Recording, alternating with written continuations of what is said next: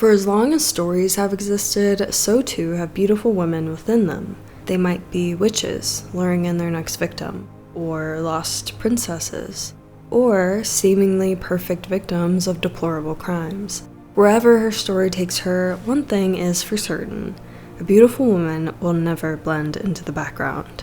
Attractive women have held so much value throughout history across various cultures, so it only makes sense that anyone who feels they don't quite live up to that standard tries just about everything under the sun to get there. From the aestheticization of tuberculosis to tapeworm diet pills and DIY Botox, it's not unusual to see women literally risking their health and lives to be seen as more conventionally attractive. As someone fascinated by the role that fictional media plays in shaping our culture, I've been doing a little digging recently into how popular films have contributed to these harmful practices. In the early days of film, the halo effect, which promotes the idea that beautiful characters are good people and vice versa, was in full swing. The Wizard of Oz is one of the most popular examples of this, where Glinda, the good witch, is pretty and helpful and kind. On the contrary, her evil counterpart, the Wicked Witch of the West, is heartless and blemished and green. Oh, I beg your pardon, but I've never heard of a beautiful witch before. Only bad witches are ugly. For a more recent example, take a look at Matilda, where the child-abusing Principal Trunchbull sports facial hair, moles, and a bigger frame, while the angelic Miss Honey, in juxtaposition, is thin with a clear complexion and a gentle, caring demeanor. But at some point, that got a little too predictable, and suddenly, film pioneers began to subvert this trend and adopt a theme of beauty and vanity coinciding with evilness. In these instances, the most attractive, manicured face on screen is the villain. After all, what better way to show how seductive evil is than by making evil literally seductive? And here, folks, lies the heart of this video: pretty girls who rot. There are quite a few stories across a variety of media that follow an attractive and admittedly vain woman as she spirals mentally and physically, slowly deteriorating in some tangible form. As you'll see throughout this video, the women in question tend to have a lot in common, which I find particularly interesting because there seems to be some sort of message here. Like, the only way a woman who is beautiful and knows it can exist is if she's made an example of. What does it mean when this character receives some karmic punishment targeting her appearance? One of, if not the, most central aspect of her identity. Why is it that we, as a culture, demand beauty and then punish any woman who clings to it?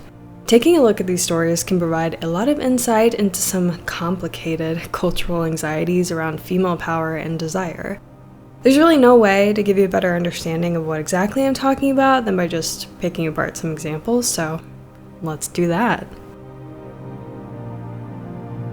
Jennifer's Body is often praised as a feminist cult classic, but its treatment of Jennifer's sexuality and vanity raises some uncomfortable questions about why and which women rot in horror. At the start of Jennifer's Body, we're introduced to high school it girl Jennifer Check and quickly learn exactly what kind of person she is through observing the dynamic between her and her childhood best friend, Needy. While Needy is, objectively attractive, she's got the whole dork with glasses and frizzy hair thing going on, which communicates to us that, compared to Jennifer's sleek and perfectly manicured look, Needy's a bit more down-to-earth and quote-unquote respectable. Unsurprisingly, their personalities reflect this as well. Jennifer's narcissism means Needy has to wear a very specific outfit when they go out, where she has to look good, but no better than Jen. While Needy's in a healthy, committed relationship, Jennifer sleeps around and expresses no interest in anything other than casual fun. Whenever she's interacting with men, she's either flirting, being flirted with, or bringing up sex in some capacity. While attending a small concert for an indie band, the lead singer catches Jennifer's eye, which results in her chatting him up and getting his attention as well. Even when Needy overhears some speculating about Jennifer's virginity and reports back, Jennifer is excited instead of disgusted or put off. When the venue suddenly erupts in flames halfway through their first song, the band offers the girls a ride in their van, which only Jennifer accepts. Soon after, the group drags her to the middle of the forest and attempts to sacrifice her for a chance at fame, which doesn't quite work considering they needed to use an actual virgin. Instead of being left for dead in some shallow grave, Jennifer comes back, albeit very strong and lively and, well, demonic. Throughout the rest of the film, Jennifer preys on her male peers whenever she's hungry, about once a month, only ever targeting the emotionally vulnerable. She never kills anyone who feels like they deserve it, which makes it really difficult to empathize with her, among other things. Jennifer's rot coincides with her hunger. When she hasn't eaten a boy in a while, she starts to dull, meaning an uneven skin tone, blemishes, flat hair, and low energy. No offense, but you look really tired. Is everything okay? No, I feel like boo-boo. My skin is breaking out and my hair is dull and lifeless. God, it's like I'm one of the normal girls. I mean, she's still Megan Fox hot, but she feels more human, less untouchable. At her worst, clumps of her hair fall out, her eyes are bloodshot, and she vomits this black sludge, which is probably the most telling sign that whatever's going on with her body isn't just superficial. She's literally rotting from the inside out. And what's even crazier is that when Needy plunges a stake into Jennifer's heart by the end, she seems to transform back into the perfectly manicured girl we met at the start, almost like dying somehow brought her back to life. Before I talk about Jennifer's body even more, I feel like I should emphasize how much I adore this movie. Genuinely, it's one of my favorites that I watch at least a couple of times a year, and quite frankly, Jennifer's body feels like it was made just for me. Still, it's hard to look at how and why Jennifer rots in this film and see it as anything other than villainizing promiscuity. Personally, I don't care what you do with your body, just please don't hurt yourself or others. Having several sexual partners is not a sin in my book, but it sure seems like that in Jennifer's world. After all, her forwardness with the singer is largely why he targeted her, although I want to make it perfectly clear that she did not deserve what happened. Anyway, I want to draw some attention to Jennifer's reaction to his sleaziness contrasted with Needy's, especially when looking at what kind of girls rot in horror media. Like I pointed out before, Needy is also gorgeous, so obviously this karmic punishment doesn't target every pretty girl in the world. However, what really separates Needy from Jennifer, aside from the whole demon thing, is how caring she is, especially after that fateful night. Jennifer is a conceited, mean girl. She laughs at the deaths of acquaintances in her small town, makes fun of Needy's appearance, and only agrees to go out with a guy, later victim, because Needy thinks he's cool. Jennifer's also just incredibly vain. Overall, she definitely proves herself to be the kind of friend that revels in making you feel like shit, which makes her very hard to like. So maybe there is a bit more to this. It's not just the sexual activity that seals Jennifer's fate, which wouldn't make complete sense anyway, considering Needy isn't a virgin either. Maybe the real reason she's targeted by the universe is her vanity and callousness. Honestly, I'm not sure. At the end of the day, Jennifer is a victim and a curse, which makes her such a complex character. It's one thing to be beautiful, but it's another to use your beauty as a venue to manipulate or harm others. I'd like to think that when a woman rots in fictional media while she's still alive, it serves as a cathartic outlet for female viewers who feel pressured to maintain their appearance 24/7. However, that's not what it feels like here. Jennifer is a vain person, so she's punished with the one thing she's most afraid of, losing her beauty. Jennifer's rot is demoralizing because it's a loss of social power, not an empowering transition. You could absolutely interpret Jennifer's body as a film that critiques how society feels about girls like Jennifer, but I feel like it ultimately ends up reinforcing exactly what it attempts to condemn, especially when she's killed by her more quote-unquote respectable counterpart by the end.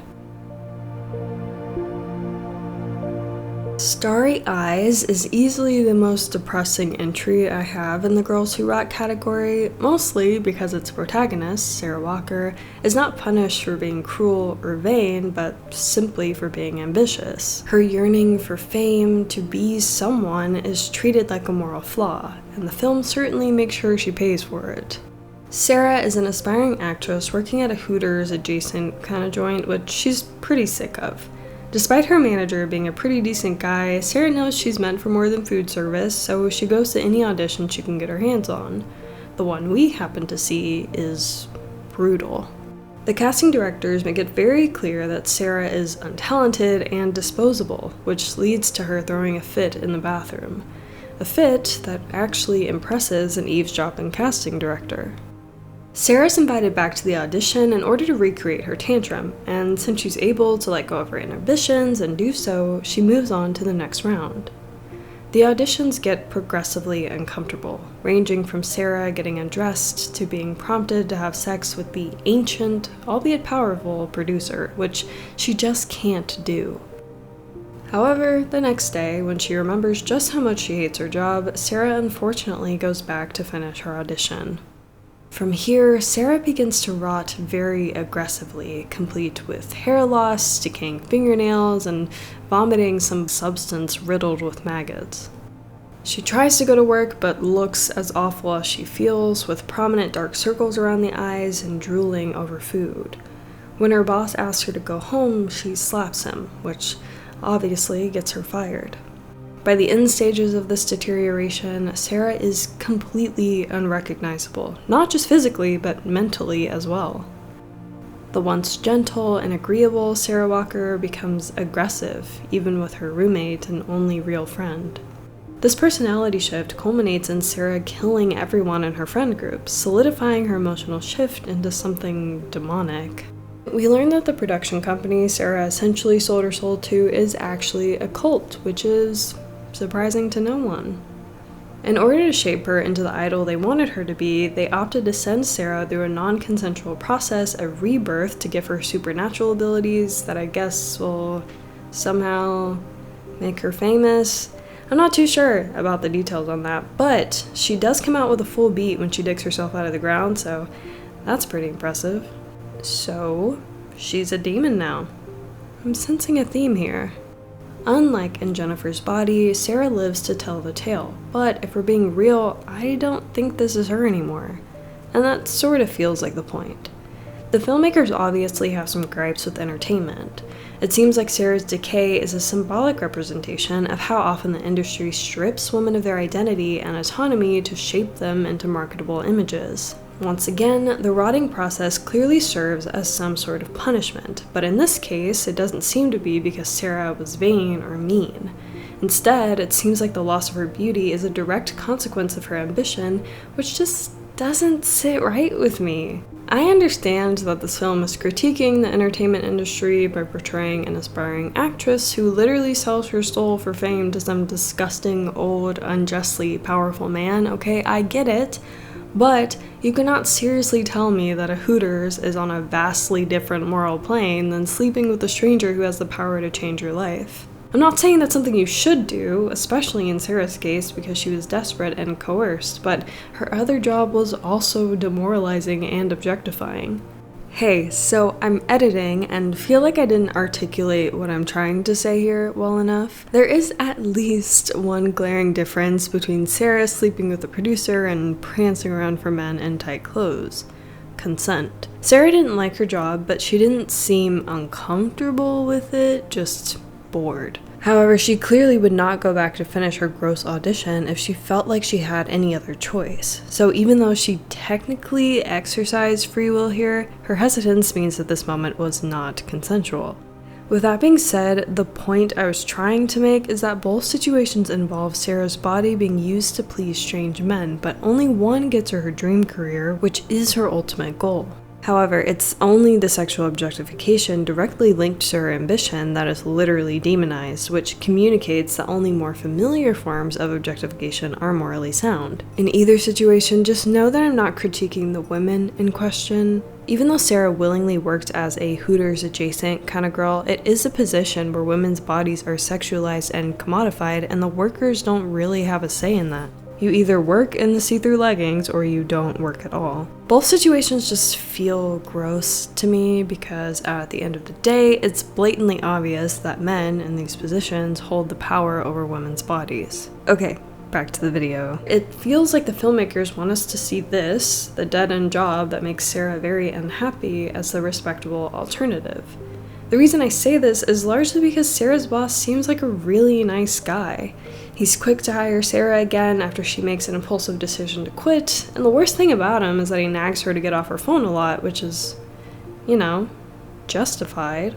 It just seems like the message here is that working a stable job, even if it means wearing revealing outfits to cater to middle-aged men on the brink of divorce, is the peak of morality. Oh, living off of you? The last time I checked, I covered your rent for the past 2 months. And I'm guessing you don't have this month's either because you're so obsessed with this job that just wants to fuck you instead of the job that actually pays your bills.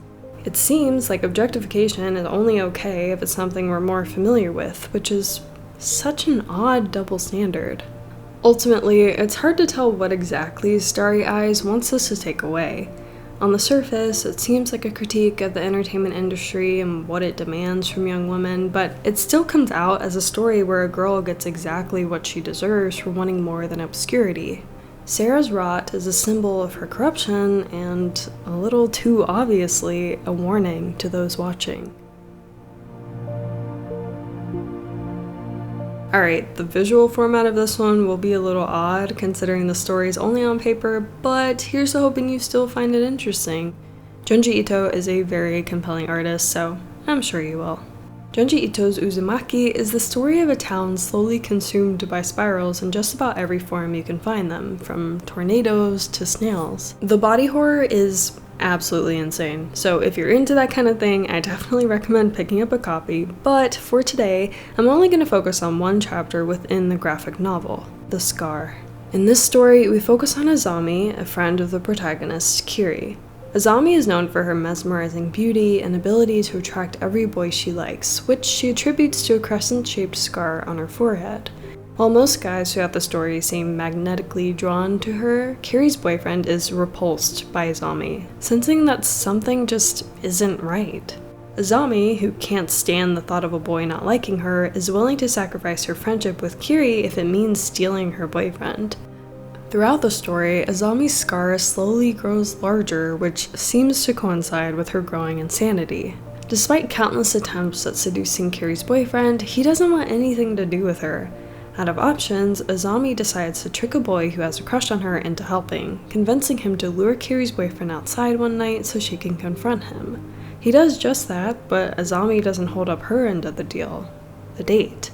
She tells the boy she has no use for him anymore, and in anger, he rips her obscuring hat off, revealing that the scar has taken over most of her face. Somehow, Azami's scar has become some sort of portal that she uses to consume the boy. Kiri and her boyfriend manage to escape the attack, watching as the spiral grows large enough to collapse Azumi's body into itself. By the end, she's nothing more than a stain on the ground. Azami's story is the only one in today's lineup where a girl's rot isn't just a phase her body goes through.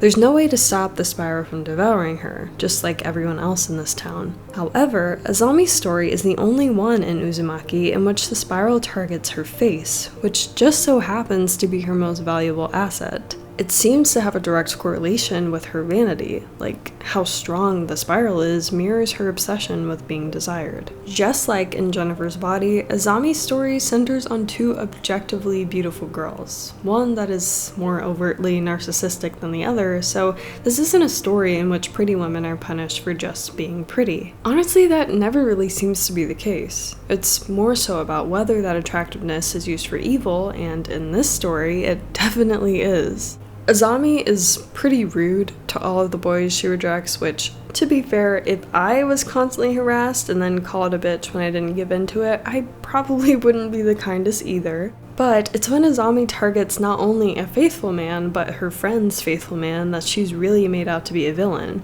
It isn't until Kiri tells Azami to leave her boyfriend alone that the spiral breaks the skin and kickstarts the rotting process, so there's definitely some connection there as well. Once again, physical decay serves as a punishment to someone whose beauty is central to our identity, serving as a message that if you wield your beauty as a weapon and give in to vanity, you'll eventually get what's coming to you. However, something about Azami's end feels cathartic in a morbid way. Maybe the spiral doubles as punishment and freedom. Instead of being trapped in a world where she's only valued for her beauty, the spiral gives Azami an exit. In the end, she's no longer someone's fantasy, which seems quite liberating. I'm gonna be honest, I kind of hate this movie, and kind of is putting it very lightly. Helter Skelter follows Liliko, a model who is adored by the masses and revered for her beauty, to the point where she's nationally voted the woman who women want to be like most. But she's actually evil, which I think says a lot about this character because Jennifer Check was a literal demon, and I would feel so much safer around her. Unbeknownst to anyone outside of her circle, Liliko has had so much plastic surgery that she's unrecognizable. Luckily, she had good results, but that's not without some sacrifices. The surgery clinic she went to has a clause that everyone who's operated on has to undergo regular maintenance or rot like a fruit from the inside out. This is, in fact, a very real threat that we see manifested when Liliko starts to get strange bruises all over her body. Now, I don't think Liliko is a bad person because of cosmetic surgery, and I don't think anyone in this world feels that way. Her real problem is that she's incredibly cruel, especially to her meek assistant, Michiko. I won't detail the extent of the abuse Liliko puts her assistant through in this film, but just believe me when I tell you it covers everything. Liliko aims to dismantle Michiko's entire being to turn her into a submissive henchman, which unfortunately works. When Liliko's shallow fiancé leaves her over a woman with more notoriety, she sends Michiko to orchestrate an acid attack on her. Soon after, Liliko instructs her assistant to kill her biggest modeling rival, who is pretty, younger, and generally more agreeable, which certainly draws some parallels to the Queen in Snow White. 鏡よ鏡この世で一番美しいのは誰? Thankfully though, Michiko doesn't go through with it. In the meantime, Liliko has an embarrassing mental breakdown on live television, where she swats away imagined butterflies and hallucinates the surrounding set coming to life. This is a career-ruining moment.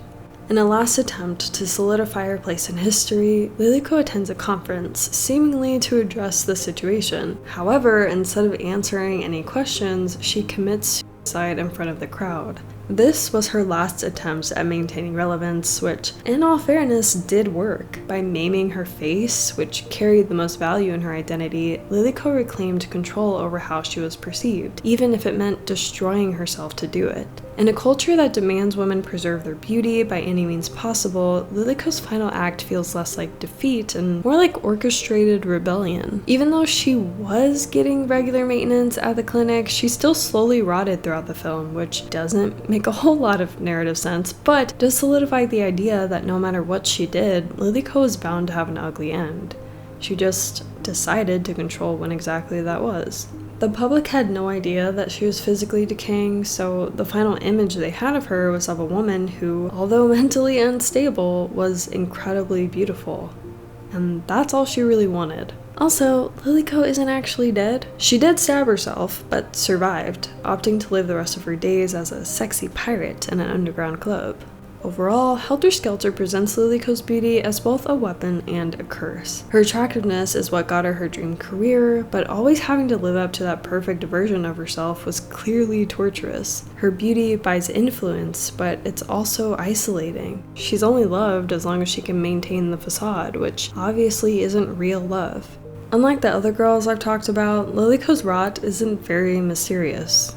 It doesn't come out of nowhere. The contract she made with the clinic, as shady as it was, outlined what the consequences of her operations could be. Because of that, her decay doesn't feel like a sudden punishment, but an inevitable consequence of a bargain she willingly struck. Still, her rot haunts her, and it's very satisfying knowing the kind of person she is. Liliko's decay is both a narrative punishment for her vanity and cruelty and a cultural critique of a system that commodifies women's bodies, forcing them to sacrifice their health and sanity to maintain or chase beauty. If Liliko is literally made out of plastic and still has new insecurities creeping into her appearance, what are the rest of us supposed to do? As much as I don't love Helter Skelter, it does a great job of using Liliko's rot to hold a mirror to the absurd way we, collectively, expect women to look.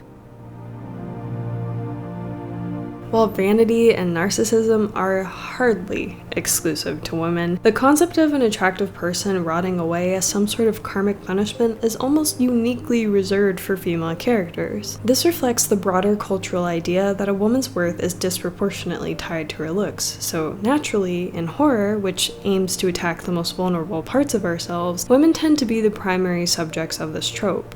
Each of the women I've covered is targeted by the curse of rotting away, not simply because she's beautiful, but often because she's vain, promiscuous, and ambitious, among other things. All of these stories paint a pretty clear message on where we, as a collective hive mind, stand on what kind of woman is respectable enough to deserve being pretty, which I guess does circle back to the halo effect. If you can't act pretty, then you just can't be pretty anymore. Now, just because this is the conclusion I've come to regarding pretty girls who rot based on a few examples doesn't mean that this is all the trope is or ever can be. I and a few of my creative girlfriends are very drawn to the aesthetic of a woman deteriorating, but not because we just like to revel in the misery of others we feel morally superior to. Speaking for myself here, I've had many days where I felt like I was rotting away, just stuck in life and growing sores from it. Only there was no way I could have expressed that outwardly without being shipped off to grippy sock hell. I'm very glad that I haven't actually rotted away, but there is something cathartic about seeing it manifested in media. If you can relate to that, or generally have any other thoughts on all of this, please let me know. This is a topic I feel like we could have some lengthy discussions about. But okay, that's all for now. Thanks for watching.